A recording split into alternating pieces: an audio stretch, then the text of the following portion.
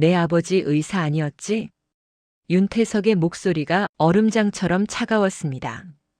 면허 취소당한 가짜 의사였다면서. 혜진의 얼굴이 창백해졌어요. 부회장님, 그게 사실이잖아. 서아가 큰 소리로 울기 시작했어요. 아저씨가 왜 이래요? 저희가 뭘 잘못했어요? 거짓말한 게 잘못이지. 거짓말 안 했어요. 눈물이 뺨을 타고 흘러내렸습니다. 아저씨도 결국 저희를 포기하는 거예요. 다른 사람들처럼. 10살 아이의 절망에 찬 목소리가 저택을 울렸습니다. 그들은 몰랐습니다. 그 순수한 눈물이 얼어붙은 45살 남자의 마음을 다시 녹일 거라는 것을. 이야기 시작 전 구독과 좋아요로 응원해 주시면 정말 감사하겠습니다. 또 어디에서 함께하고 계신지 댓글로 알려주시면 그 자리에도 행복과 좋은 기운이 가득하길 기도할게요. 안녕하세요. 저는 윤태석입니다. 올해 45살이고 국내 굴지의 건설그룹 부회장직을 맡고 있어요. 아니, 맡고 있었다고 해야겠네요. 지금은 그저 휠체어에 앉아 있는 무용지물이니까요. 20개월 전 제 인생은 완전히 바뀌었습니다. 그날 밤의 비와 미끄러운 도로, 그리고 마주 달려오던 트럭. 한순간의 충돌이 모든 것을 앗아갔어요. 아내 수정이와 아들 민준이는 그 자리에서 세상을 떠났습니다. 저는 살아남았지만 하반신이 완전히 마비됐어요.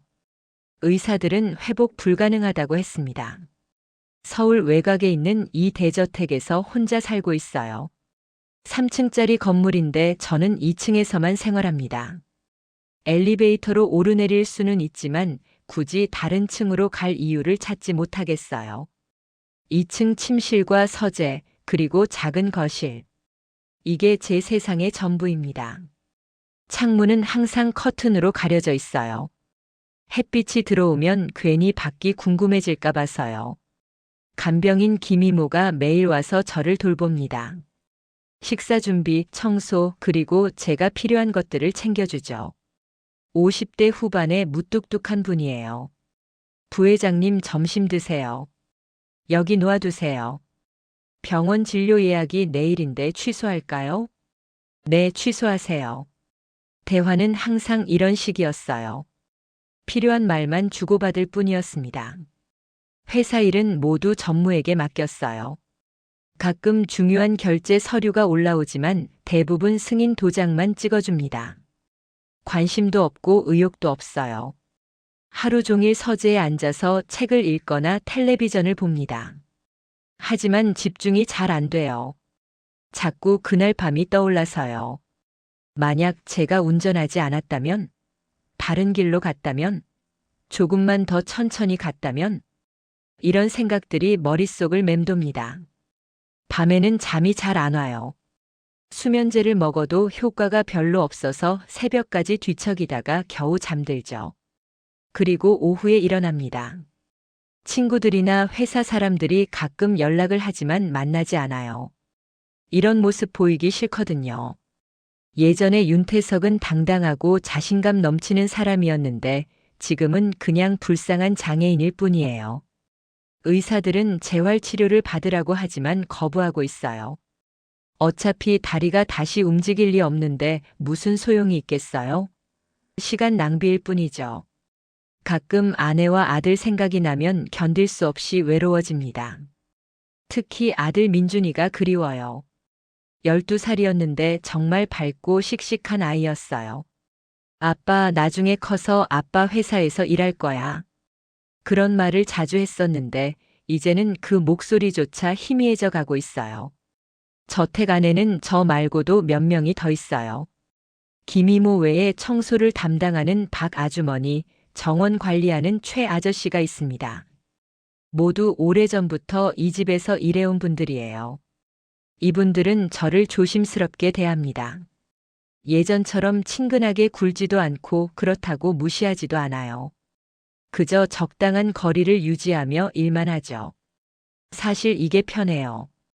동정이나 위로는 받고 싶지 않거든요. 어제는 회사에서 새로운 프로젝트 보고서를 가져왔어요. 대형 주상복합 건설 계획이었습니다. 예전 같았으면 직접 현장에 가서 확인하고 지시했을 텐데 이제는 그냥 서류만 봐도 충분해요. 승인합니다.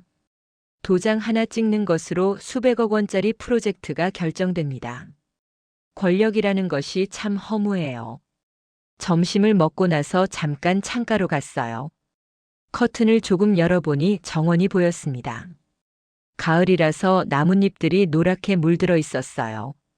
예전에는 수정이와 함께 정원을 거닐며 산책했었는데 이제는 그저 창 너머 풍경일 뿐이에요. 오후 3시쯤 문 밖에서 웅성거리는 소리가 들렸어요. 김이모가 누군가와 이야기하고 있는 것 같았습니다. 누구세요? 은행에서 왔습니다. 부회장님 면담 약속이 있어서요. 은행이라니?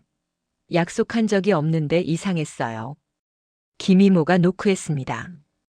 부회장님, 은행 직원분이 오셨는데요. 무슨 일로요? 대출 관련 서류 때문이라고 하시네요. 대출?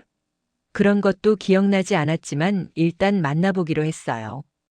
들어오라고 하세요. 문이 열리면서 한 여성이 들어왔어요. 30대 후반으로 보이는 단정한 인상이었습니다. 검은색 정장을 입고 서류 가방을 들고 있었어요. 그런데 그 여성 뒤로 작은 아이 하나가 따라 들어왔어요. 10살 정도로 보이는 여자아이였습니다. 죄송합니다. 급히 맡길 곳이 없어서. 여성이 당황한 표정으로 사과했어요. 아이는 저를 보더니 호기심 어린 눈빛으로 바라봤습니다. 무서워하거나 당황하는 기색은 없었어요. 오랜만에 아이를 본 것 같았어요. 민준이 생각이 나면서 가슴이 아팠습니다. 무언가 예상치 못한 일이 일어날 것 같은 예감이 들었어요. 여성이 정중하게 인사했습니다. 안녕하세요. 하나은행 VIP 고객 관리팀 이혜진입니다. 이혜진이라고 하셨나요? 네, 부회장님의 자산 관리 업무를 담당하게 되었습니다. 자산 관리라니 그런 업무를 의뢰한 기억이 없었어요. 하지만 회사에서 알아서 처리한 일인지도 모르겠다고 생각했습니다. 그런데 아이는 왜 데리고 오셨어요? 죄송합니다. 갑작스러운 일정 변경으로 급히 오게 되어서 맡길 곳이 없었어요. 혜진 씨의 목소리에 당황함이 묻어 있었어요. 아이가 조용히 저를 바라보고 있었습니다. 큰 눈에 호기심이 가득했어요. 민준이와 비슷한 나이 같았습니다. 서아야 인사드려. 안녕하세요. 아이가 공손하게 인사했어요. 목소리가 맑고 예의 바른 아이 같았습니다. 앉으세요. 혜진 씨가 의자에 앉고 아이는 어머니 옆에 서 있었어요. 아이의 시선이 자꾸 제 휠체어로 향했습니다. 주로 어떤 업무를 하시나요? 부회장님의 개인 자산 포트폴리오 관리와 세무 최적화 업무입니다. 전문적인 말이 나왔지만 어딘가 어색했어요. 마치 외운 대사 같은 느낌이었습니다. 그런데 왜 직접 집까지 오셨어요?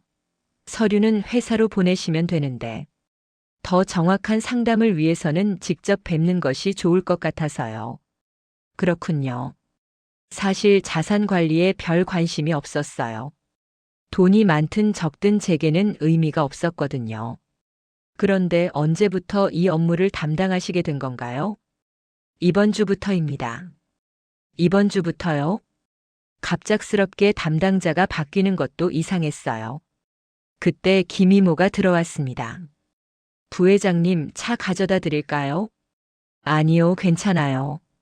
김이모가 혜진 씨와 아이를 의심스러운 눈빛으로 바라봤어요. 평소 외부인을 경계하는 성격이었거든요.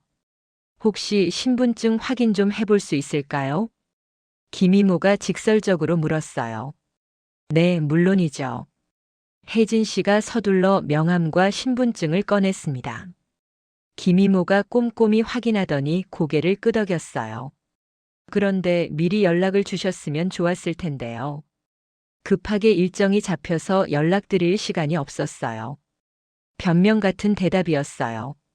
아이가 가만히 서 있다가 조용히 물었습니다. 아저씨, 다리가 아파요? 서아야.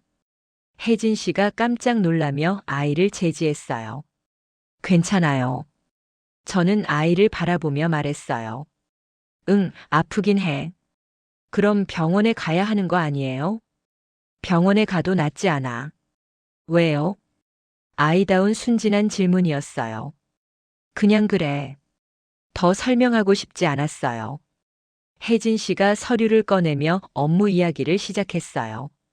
하지만 중간중간 용어를 헷갈리거나 자료를 찾지 못하는 모습을 보였습니다. 혹시 이 업무가 처음이신가요? 아니요, 경력이 있습니다. 하지만 확신 없는 목소리였어요. 1시간 정도 상담을 받았는데 별로 얻은 정보가 없었어요. 오히려 더 궁금한 것들만 생겼습니다. 오늘은 여기서 마무리하시죠. 네, 감사합니다. 혜진 씨가 서류를 정리하기 시작했어요. 그런데 아이가 갑자기 제 책상 위에 있는 사진을 가리켰습니다. 아저씨, 이 사람들 누구예요? 가족 사진이었어요. 아내와 아들과 함께 찍은 마지막 사진이었습니다. 서아야, 그러면 안 돼. 혜진 씨가 급하게 아이를 말렸어요. 괜찮아요. 저는 사진을 내려다보며 말했어요. 가족이야. 지금은 어디 있어요? 하늘나라에 있어. 아저씨도 보고 싶어요? 서아야, 그만해. 혜진 씨가 아이의 손을 잡고 일으키려 했어요. 많이 보고 싶어. 제가 솔직하게 대답했어요. 아이가 잠시 생각하더니 말했어요. 그럼 저희가 친구 해드릴게요. 서아야, 어머니한테는 이미 친구가 많이 있잖아요. 친구요? 네, 저랑 엄마가 아저씨 친구 해드릴게요. 천진난만한 제안이었어요. 혜진 씨가 당황해서 사과했어요. 죄송해요. 아이가 아직 어려서. 괜찮습니다. 사실 오랜만에 웃음이 나올 뻔했어요. 모녀가 나간 후 김이모가 들어왔어요. 부회장님, 저 사람들 좀 이상해요. 왜요? 은행 직원 같지 않아요. 뭔가 어색하고. 저도 같은 생각이었어요. 그리고 아이까지 데리고 와서. 예의가 없어요. 그냥 사정이 있겠죠. 그래도 이상해요. 확인해 보는 게 좋을 것 같은데요. 김이모의 의심이 깊어지고 있었어요. 저녁을 먹으면서도 계속 그 모녀가 생각났어요. 특히 아이의 맑은 눈빛이 자꾸 떠올랐습니다. 혜진 씨는 분명히 뭔가 숨기고 있는 것 같았어요. 은행 업무에 익숙하지 않은 모습이 역력했거든요. 하지만 아이는 달랐어요. 순수하고 호기심 많은 평범한 아이 같았습니다. 밤에 잠자리에 들었지만 잠이 오지 않았어요. 오랜만에 외부 사람을 만나서 그런 건지 아니면 다른 이유 때문인지 모르겠어요. 아이가 했던 말이 계속 머릿속에 맴돌았어요. 저희가 친구 해드릴게요. 언제부터 친구라는 단어를 들어본 적이 없었나 싶었어요. 다음 날 아침 김이모가 심각한 표정으로 들어왔어요. 부회장님, 어제 그 사람들 조사해 봤는데 문제가 있어요. 무슨 문제요? 은행에서 파견 나온 게 맞는데. 사실은 구조조정으로 밀려난 사람이래요. 구조조정이요? 네, 정식 직원이 아니라 계약직이었는데 해고당할 뻔해서 이런 업무를 맡게 된 거래요. 충격적인 사실이었어요. 그럼 거짓말을 한 건가요? 완전한 거짓말은 아니지만 상황을 숨긴 거죠. 왜 그랬을까 생각해 보니 이해가 갔어요. 생계를 위해 어쩔 수 없었을 거예요. 하지만 기분이 복잡했습니다. 동정심과 배신감이 동시에 들었어요. 어떻게 하시겠어요? 김이모가 제 눈치를 봤어요. 이건 단순한 업무상 실수가 아니었어요. 더 복잡한 문제가 될 것 같았습니다. 제 얼굴에 불안감이 스쳐갔어요. 며칠이 지났지만 혜진 씨에게 진실을 추궁하지 않았어요. 사실 확인할 방법을 찾지 못하겠더군요. 김이모는 계속 의심의 눈초리를 보냈지만요. 그런데 일주일 후 혜진 씨가 다시 왔습니다. 이번에도 아이와 함께였어요. 죄송해요. 또 서아를 데리고 와서. 학교는 안 가나요? 오늘은 토요일이에요. 맞았어요. 요일 감각을 잃고 산지 오래됐습니다. 혜진 씨는 여전히 서툴렀어요. 자산 관리 업무를 하는 사람 같지 않았습니다. 하지만 나름대로 열심히 준비해 온 것 같았어요. 지난주 말씀드린 포트폴리오 재구성안을 가져왔습니다. 서류를 펼쳐 보이는데 손이 조금 떨리고 있었어요. 아이는 혼자 조용히 책을 읽고 있었어요. 가방에서 동화책을 꺼내 온 것 같았습니다. 이 부분 설명해 주세요. 제가 서류를 가리키며 물었어요. 이건, 채권 투자 비중을 늘리는 방안입니다. 왜 채권이 좋다고 보시는 건가요? 안정적이니까요. 너무 단순한 답변이었어요. 전문가라면 더 구체적인 근거를 제시했을 텐데요. 그때 아이가 갑자기 제 다리를 바라보더니 말했어요. 아저씨, 다리 움직여 보세요. 서아야. 혜진 씨가 당황해서 아이를 제지했어요. 괜찮아요. 저는 쓴웃음을 지었어요. 움직일 수 없어. 정말요? 정말이야. 아이가 의자에서 일어나 제 다리 앞으로 왔어요. 그리고 유심히 관찰하기 시작했습니다. 서아야, 실례야. 돌아와. 혜진 씨가 다시 불렀지만 아이는 집중하고 있었어요. 아저씨, 다리에 상처는 없네요. 겉으로는 안 보여. 그럼 안쪽이 다친 거예요? 그런 셈이지. 아이가 잠시 생각하더니 충격적인 말을 했어요. 아저씨, 다리는 포기 안 했어요. 사람이 포기한 거예요. 순간 제 머릿속이 하얗게 됐어요. 뭐라고? 다리는 아직 안 죽었어요. 포기한 건 아저씨예요. 아이의 말이 가슴을 찔렀어요. 화가 치밀어 올랐습니다. 서아야. 혜진 씨가 급하게 아이를 잡아당겼어요. 죄송해요. 아이가 아직 어려서 함부로. 내 말이 맞으면 어쩔 거야? 제가 아이를 노려보며 말했어요. 내 말이 맞다면 10억을 주지. 조롱 섞인 목소리였어요. 부회장님 진정하세요. 혜진 씨가 당황해서 중재했어요. 하지만 아이는 전혀 흔들리지 않았어요. 오히려 더 확신에 찬 눈빛으로 저를 바라봤습니다. 아저씨, 정말이에요? 정말이야. 그럼 약속해요. 서아야, 그만해. 혜진 씨가 아이의 입을 막으려 했어요. 약속하자. 제가 냉소적으로 웃으며 말했어요. 내가 내 다리를 움직이게 하면 10억 원을 주겠어. 진짜 약속이에요? 진짜야. 김이모가 급하게 들어왔어요. 밖에서 소리를 들었나 봅니다.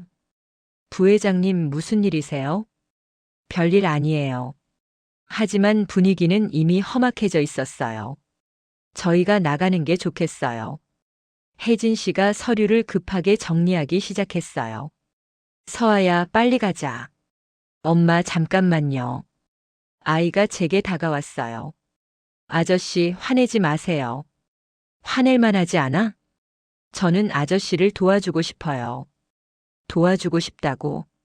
네, 다시 걸을 수 있게 도와주고 싶어요. 순진한 말이었지만 더욱 화가 났어요. 불가능해. 불가능한 게 아니라 안 해본 거예요. 의사들이 다 포기했어. 의사들은 몸만 봐요. 마음은 안 봐요. 10살 아이가 할 말이 아니었어요. 넌 뭘 안다고 그런 말을 해? 제 아빠가 재활의학 선생님이었어요. 혜진 씨의 얼굴이 창백해졌어요. 서아야. 아빠가 그러셨어요. 몸이 포기하는 게 아니라 마음이 포기한다고.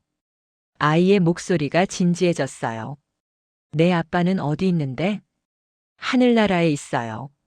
아저씨네 가족처럼. 그 말에 가슴이 찡했어요. 그럼 내가 뭘 할 수 있다는 거야? 아저씨랑 친구가 되어서 다시 희망을 가지도록 도와드릴 거예요. 희망이라고? 네, 희망 없으면 아무것도 할 수 없어요. 김이모가 끼어들었어요. 여기서 뭐 하는 거예요? 부회장님을 괴롭히지 마세요. 괴롭히는 게 아니에요. 아이가 김이모를 바라보며 말했어요. 도와드리려는 거예요. 도와준다고요? 뭘로요? 김이모의 목소리가 날카로웠어요. 사랑으로요. 사랑이라고? 네, 사랑하면 기적이 일어나요. 너무 순진한 말이었어요. 하지만 진심이 느껴졌습니다. 혜진 씨가 더 이상 참지 못하고 아이를 안고 일어났어요. 정말 죄송합니다. 저희가 나가겠어요. 그러세요. 저는 차갑게 대답했어요. 아저씨, 약속 잊지 마세요. 아이가 나가면서 소리쳤어요. 문이 닫힌 후 정적이 흘렀어요. 김이모가 혀를 차며 말했어요. 저런 버릇없는 아이를 봤나. 어른한테 함부로. 그만해요. 부회장님까지 왜 그러세요? 저런 말도 안 되는 소리에. 나가세요. 네. 혼자 있고 싶어요. 김이모가 못마땅한 표정으로 나갔어요. 혼자 남은 서재에서 아이의 말이 계속 맴돌았어요. 다리는 포기 안 했어요. 사람이 포기한 거예요. 정말 그럴까요? 제가 먼저 포기한 걸까요? 창밖을 바라봤어요. 해가 지고 있었습니다. 어둠이 서서히 저택을 덮어가고 있었어요. 마치 제 마음처럼 말이에요. 하지만 이상했어요. 화가 나면서도 한편으로는 오랜만에 뭔가 살아있다는 느낌이 들었습니다. 그 아이 때문에 제 안에 잠들어 있던 감정들이 깨어나고 있는 것 같았어요. 밤이 깊어갔지만 잠이 오지 않았어요. 계속 아이의 눈빛이 떠올랐습니다. 그 확신에 찬 눈빛이 말이에요. 그 일이 있은 후 며칠 동안 저택 안 분위기가 이상했어요. 직원들 사이에서 수군거리는 소리가 들렸습니다. 김이모가 박 아주머니와 최 아저씨에게 그날 일을 이야기한 모양이었어요. 복도에서 들리는 대화 소리가 귀에 들렸습니다. 10살짜리가 부회장님한테 그런 말을 했다고. 그러게요. 버릇이 없어도 너무 없어요. 그 엄마도 이상해요. 아이를 이용해서 동정심을 끌려는 것 같아요. 가슴이 답답했어요. 하지만 뭐라고 반박할 수도 없었습니다. 사흘 후 혜진 씨가 다시 왔어요. 이번에는 혼자였습니다. 안녕하세요. 아이는 어디 있어요? 학교에 있어요. 그렇군요. 어딘가 어색한 분위기였어요. 혜진 씨가 업무 이야기를 하려고 했지만 집중이 잘 안 됐어요. 자꾸 지난번 일이 떠올랐습니다. 부회장님, 지난번에 서아가 실례를 많이 했어요. 괜찮아요. 아이가 아직 어려서. 깊은 뜻 없이 한 말이에요. 알고 있어요. 하지만 정말 깊은 뜻이 없었을까요? 그 아이의 눈빛은 너무 진지했었거든요. 앞으로는 아이를 데리고 오지 않겠어요. 별로 상관없는데요. 사실은 아이가 없으니 뭔가 허전했어요. 업무가 끝나고 혜진 씨가 나간 후 김이모가 들어왔어요. 부회장님, 저 사람들과는 거리를 두시는 게 좋을 것 같아요. 왜요? 동네에서 소문이 났어요. 무슨 소문? 아이를 이용해서 부회장님한테 접근한다고. 뭔가 꿍꿍이가 있다고 하네요. 기분이 나빴어요. 누가 그런 소리를 해요? 여러 사람이요. 은행에서도 그런 식으로 일한다고 하더라고요. 확인되지 않은 소문이잖아요. 하지만 조심하는 게 좋죠. 김이모의 말에 일리가 있었어요. 하지만 왠지 기분이 좋지 않았습니다. 그날 저녁 회사에서 전무가 찾아왔어요. 형님, 안녕하세요. 대학 동창이면서 회사 전무인 강민호였어요. 무슨 일로 왔어요? 그냥 안부 차들렀어요. 하지만 표정이 심각했어요. 혹시 최근에 이상한 사람들 만나셨어요? 이상한 사람이요? 은행에서 온 사람 말이에요. 김이모가 회사에까지 알린 모양이었어요. 업무상 만났어요. 그런데 그 사람이 좀 문제가 있다고 하던데. 무슨 문제요? 해고당할 뻔한 사람이라고. 혹시 형님을 이용하려는 건 아닌지 걱정돼서요. 모든 사람이 의심의 눈초리로 보고 있었어요. 별일 아니니까 걱정하지 마요. 그래도 조심하세요. 요즘 이상한 사람들이 많아요. 전무가 돌아간 후 기분이 더욱 안 좋아졌어요. 혜진 씨 모녀를 욕하는 것 같아서 불쾌했습니다. 다음 날 예상치 못한 일이 벌어졌어요. 혜진 씨가 아이와 함께 왔는데 둘 다 울상이었어요. 무슨 일이에요? 서아가 학교에서 놀림을 받았어요. 놀림이요? 동네 소문을 들은 아이들이 서아를 거짓말쟁이라고 했대요. 가슴이 아팠어요. 아이가 고개를 숙이고 서 있었어요. 평소의 밝은 모습은 온데간데 없었습니다. 서아야, 괜찮아? 제가 조심스럽게 물었어요. 아이가 고개를 들어 저를 봤어요. 눈이 빨갛게 부어 있었습니다. 아저씨, 저 거짓말쟁이 아니에요. 알고 있어. 정말로 아저씨 다리 낫게 해드리고 싶어요. 서아야. 혜진 씨가 아이를 달래려 했지만 아이는 계속 말했어요. 모든 사람이 저를 이상하게 봐요. 신경 쓰지 마. 하지만 속상해요. 아이의 목소리가 떨렸어요. 그때 김이모가 들어왔어요. 또 왔네요. 차가운 목소리였어요. 김이모님, 부회장님 이제 그만하세요. 이 사람들 때문에 소문만 나고 있어요. 소문이라니요? 동네 사람들이 다 알아요. 부회장님이 이상한 사람들한테 속아 넘어간다고. 혜진 씨의 얼굴이 창백해졌어요. 저희가 뭔가 잘못했나요? 잘못했죠. 아이를 이용해서 동정심을 유발하는 것부터가 문제예요.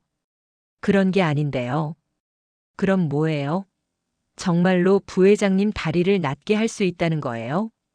김이모의 목소리가 날카로웠어요. 아이가 갑자기 소리쳤어요. 할 수 있어요. 뭐라고? 정말로 할 수 있어요. 눈물을 흘리면서도 확신에 찬 목소리였어요.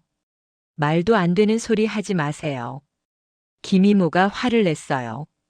의사들도 포기한 일을 10살짜리가 어떻게 해요? 저는 할 수 있어요.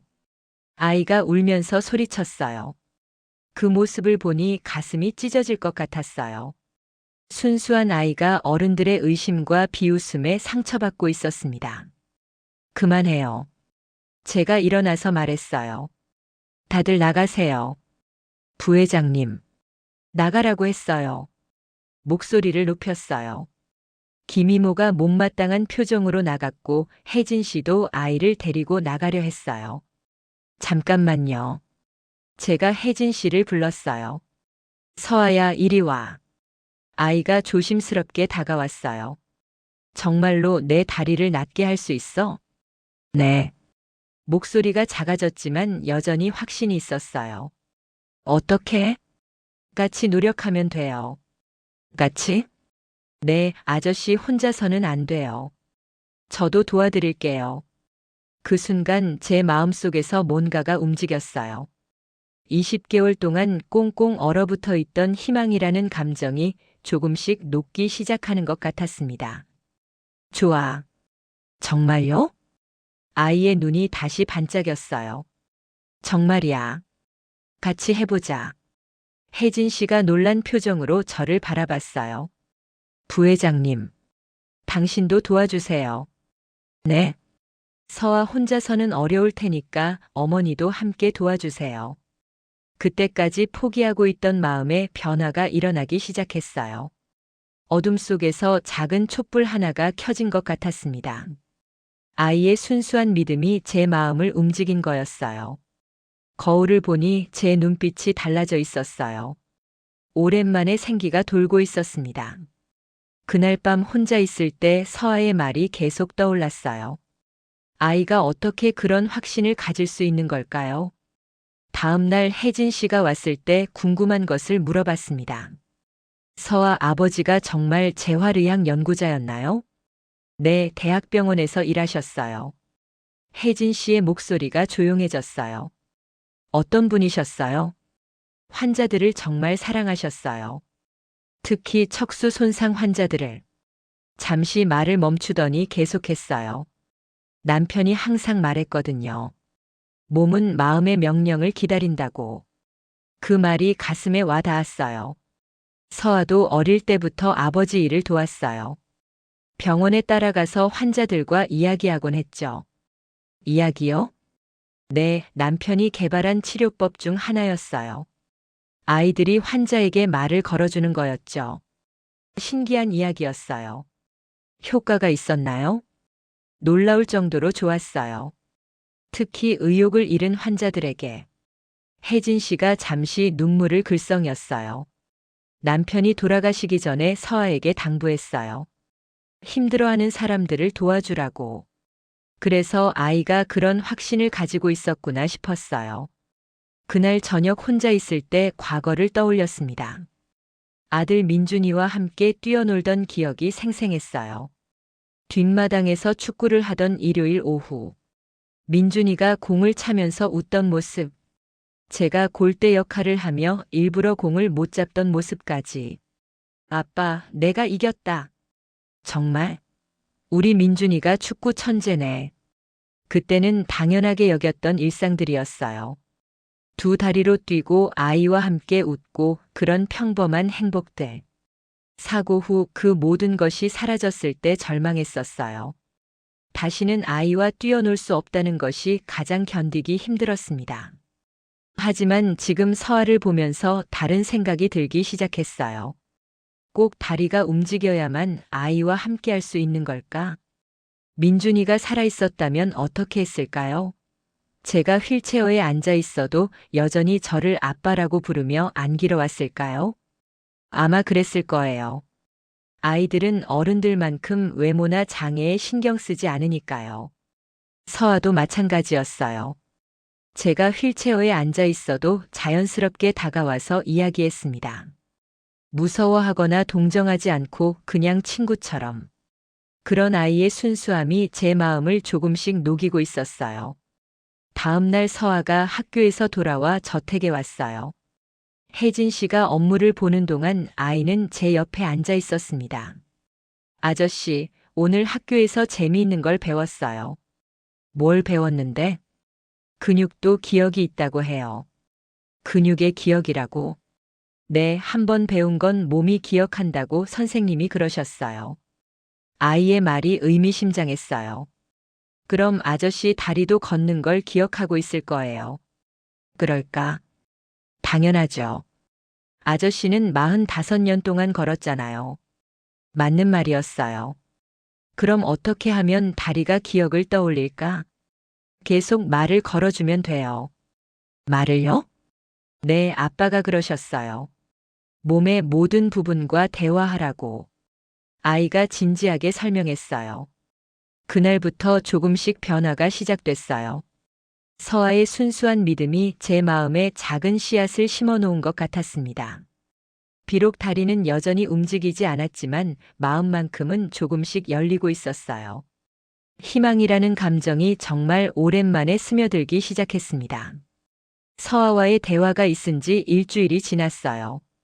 아이의 말대로 다리와 대화를 해보려고 했지만 쉽지 않았습니다.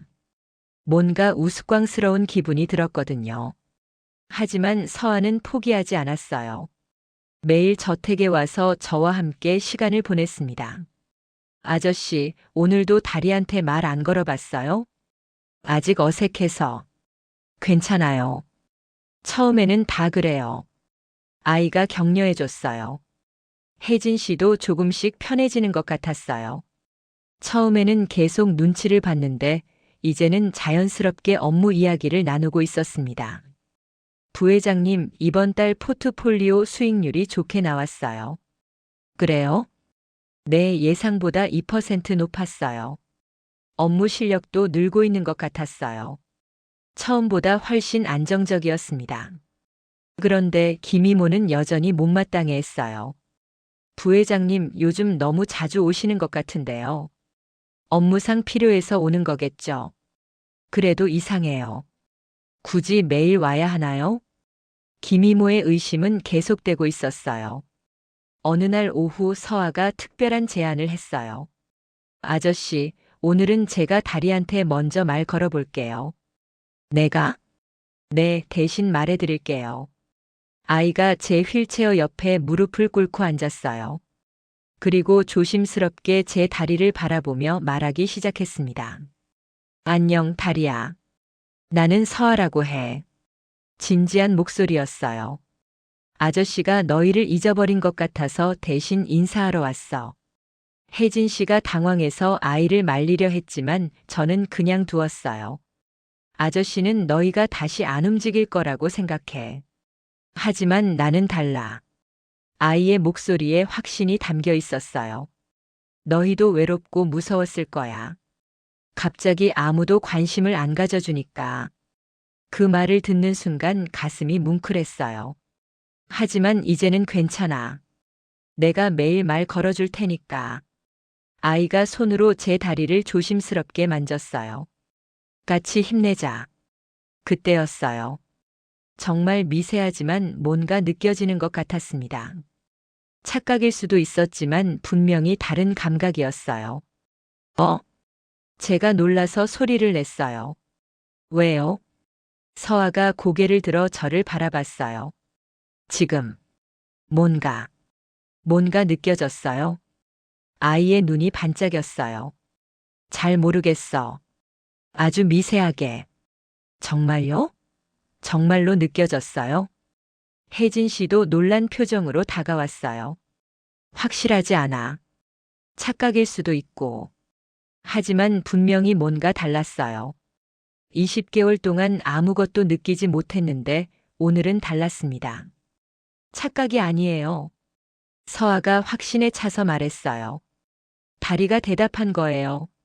서아야, 너무 흥분하지 마. 혜진 씨가 아이를 진정시키려 했어요. 하지만 저도 가슴이 뛰고 있었어요. 정말 미세한 변화였지만 분명히 느꼈거든요. 그날 밤 혼자 있을 때 계속 그 순간을 떠올렸어요. 정말 착각이었을까요?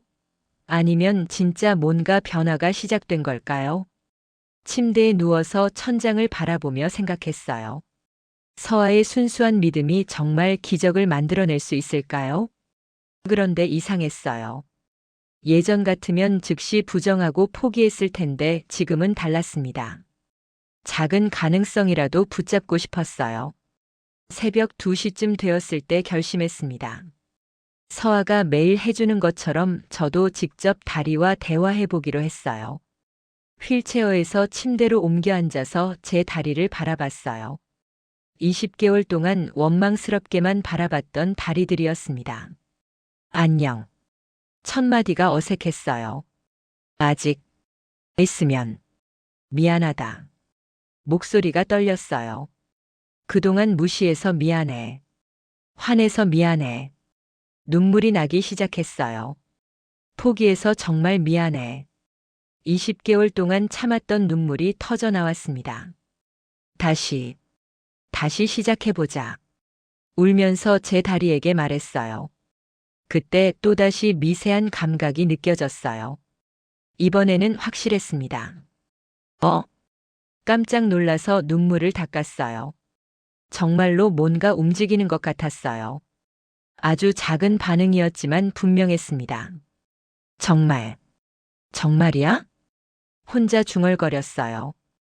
그 순간 깨달았어요. 이건 단순한 치료가 아니었어요.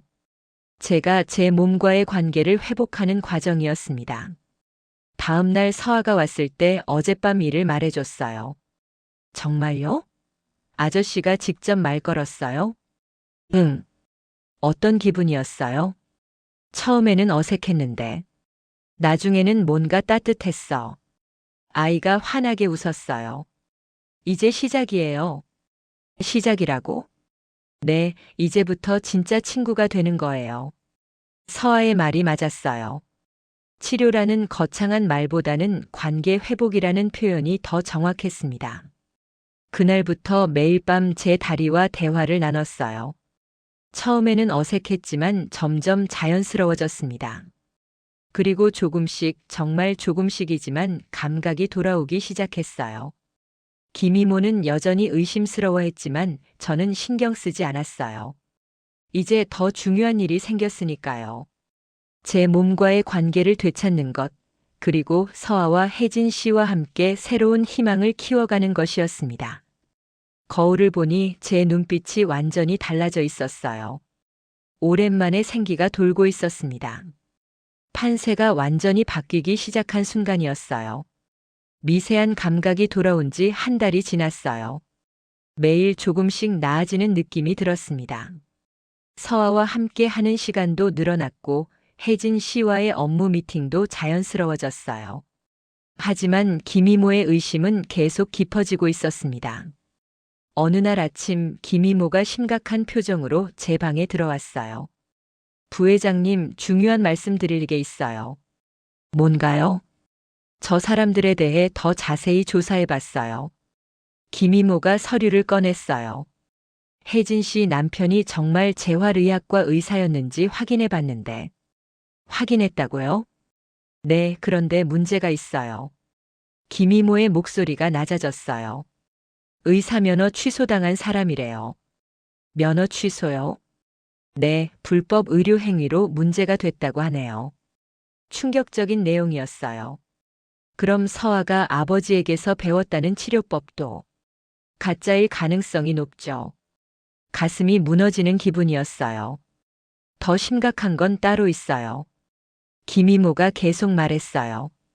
혜진 씨가 다른 곳에서도 비슷한 일을 했다고 하네요. 비슷한 일이요? 부유한 노인들에게 접근해서 동정심을 이용하는 거요.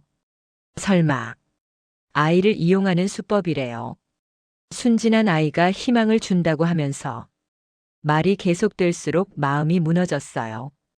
그때 박 아주머니도 들어왔어요. 부회장님, 저도 이상한 걸 봤어요. 뭘 봤는데요? 혜진 씨가 서아에게 뭐라고 시키는 것 같던데요. 시킨다고요? 네, 복도에서 들었는데 이렇게 말해하면서 연습을 시키더라고요. 더욱 충격적인 증언이었어요. 그리고 서아도 처음에는 싫어하는 것 같았어요. 엄마, 이건 거짓말 아니야? 이렇게 물어보더라고요. 제 세상이 무너지는 기분이었어요. 최 아저씨까지 끼어들었어요. 저도 이상한 걸 봤어요. 혜진 씨가 부회장님 개인정보를 몰래 사진 찍는 거요. 사진을요? 네, 휴대폰으로 서류를 찍더라고요. 나중에 물어보니까 실수였다고 하던데. 모든 직원이 한 목소리로 혜진 씨 모녀를 의심하고 있었어요. 부회장님, 이제라도 정신 차리세요. 김이모가 간절하게 말했어요. 저 사람들에게 속고 계시는 거예요. 하지만 제 다리에 감각이 돌아오고 있는데 그것도 착각일 수 있어요. 심리적인 효과일 뿐이에요. 김이모의 말이 일리가 있었어요. 더 큰 피해가 생기기 전에 관계를 정리하세요. 그날 오후 혜진 씨와 서아가 왔을 때 저는 다른 사람이 되어 있었어요. 안녕하세요. 혜진 씨가 평소처럼 밝게 인사했어요. 하지만 저는 차가운 표정으로 대답했습니다. 앉으세요. 네. 혜진 씨가 당황한 표정을 지었어요. 서아도 제 분위기가 다르다는 걸 눈치챈 것 같았어요. 아저씨, 오늘은 왜 이래요? 그냥 앉아 있어. 아이에게도 차갑게 대했어요. 혜진 씨가 업무 이야기를 꺼냈지만 저는 집중하지 않았어요. 자꾸 김이모들의 말이 떠올랐거든요. 부회장님 괜찮으세요? 네, 괜찮아요. 하지만 전혀 괜찮지 않았어요. 서아가 조심스럽게 다가왔어요. 아저씨, 오늘도 다리랑 대화해봐요. 필요 없어. 왜요? 어제는 좋아하셨잖아요. 어제 일은 잊어버려. 아이의 표정이 상처받은 것 같았어요. 아저씨가 왜 이래요? 너한테 속았으니까. 속았다고요? 서아의 눈에 눈물이 맺혔어요. 내 아버지 의사 아니었지? 혜진 씨의 얼굴이 창백해졌어요. 부회장님, 그게 면허 취소당한 가짜 의사였다면서요? 누가 그런 말을? 사실이잖아요. 혜진 씨가 말문이 막혔어요. 서아가 큰 소리로 울기 시작했어요. 아저씨가 왜 이래요? 저희가 뭘 잘못했어요? 거짓말한 게 잘못이지. 거짓말 안 했어요. 그럼 내 아버지가 정말 의사였어? 의사 맞아요. 면허는 빼앗겼지만 진짜 의사였어요. 아이가 울면서 소리쳤어요. 환자들을 너무 사랑해서 규정을 어겼대요. 하지만 나쁜 사람 아니에요. 혜진 씨가 아이를 안고 달래려 했어요. 서아야, 진정해.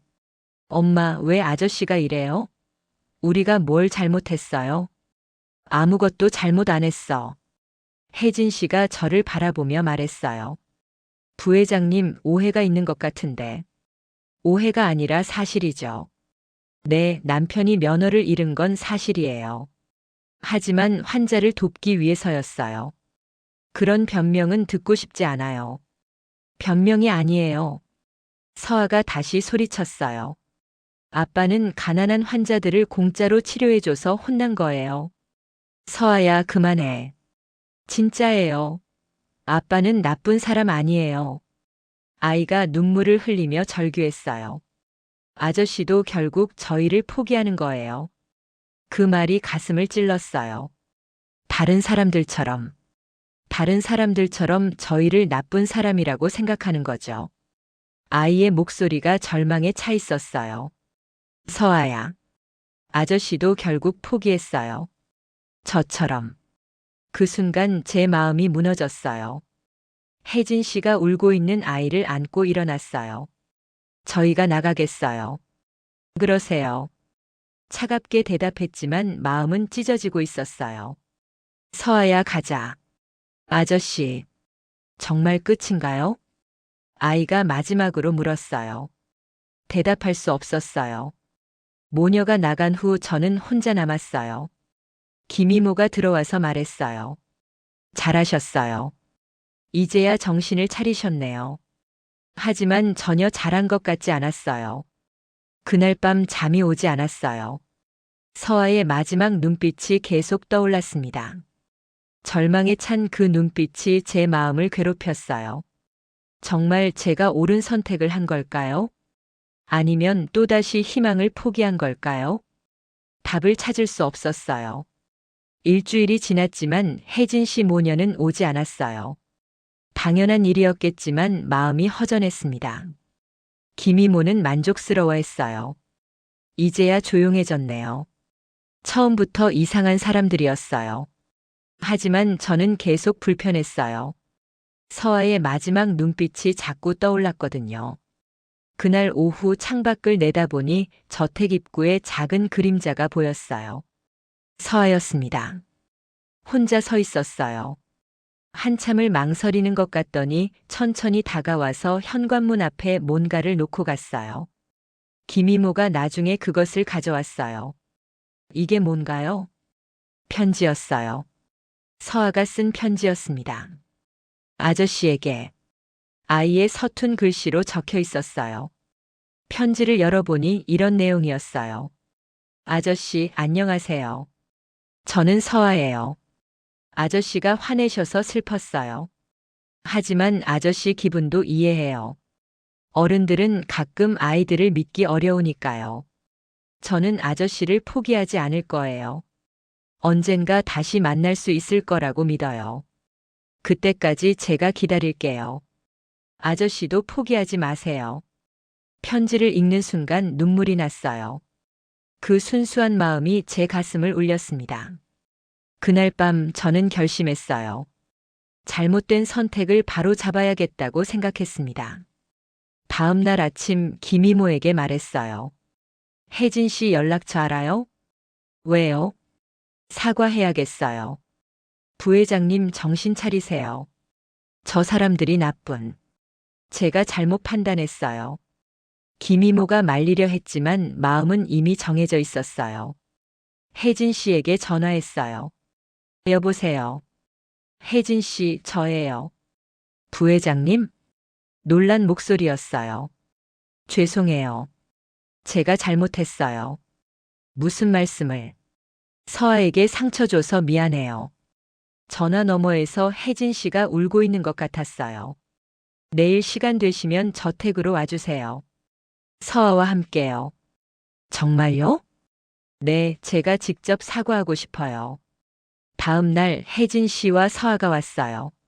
서아는 조심스러운 표정이었습니다. 서아야, 이리 와. 아이가 천천히 다가왔어요. 미안해. 아저씨가 잘못했어. 아저씨, 내 마음을 믿지 않아서 미안해. 아이의 눈에 눈물이 맺혔어요. 괜찮아요. 저도 슬펐지만 이해해요. 고마워.